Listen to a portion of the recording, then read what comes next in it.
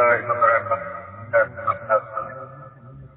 আচ্ছা, তাহলে কেমন বলেন আছেন? স্যার, আপনাকে কিভাবে সাহায্য করতে পারি?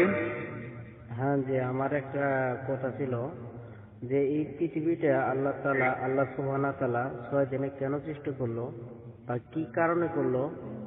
আমি এই প্রশ্নটা অনেককেই বলছি, যা কোনো ভালো কোনো রিপ্লাই পাইনি, তাই সেটা আমি আপনার কাছ থেকে জানতে চাই। আচ্ছা, খুব গুরুত্বপূর্ণ একটা প্রশ্ন করছেন, খুব মূল্যবান দাম একটা প্রশ্ন।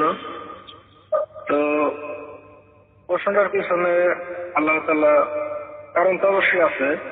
যে কারণটা হলো যে ইসলামের দৃষ্টিতে আল্লাহ তাআলা অবশ্যই সর্বশক্তিমান।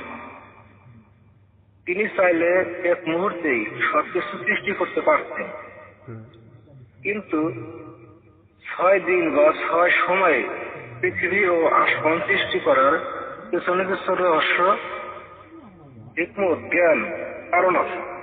হুম, আল্লাহ আমাদেরকে শিখাতে চেয়েছেন যে বড় কাজ ধীরে ধীরে পরিকল্পনা করে করতে হয়।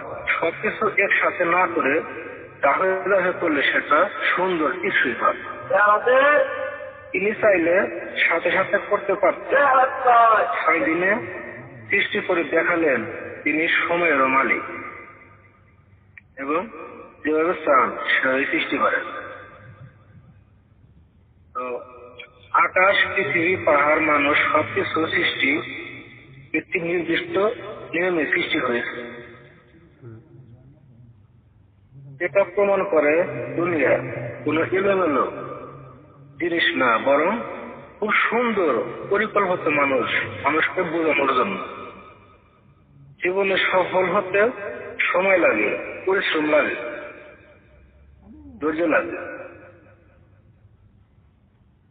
কোরআনে আল্লাহ তাআলা বলেন তিনি আসমান ও জমিন 6 দিনে সৃষ্টি করেছেন।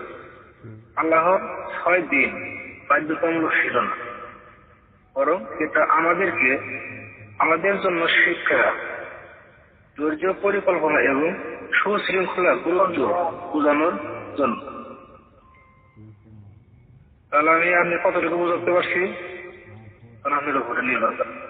আলহামদুলিল্লাহ। আমি অনেকখানে বুঝছি। তো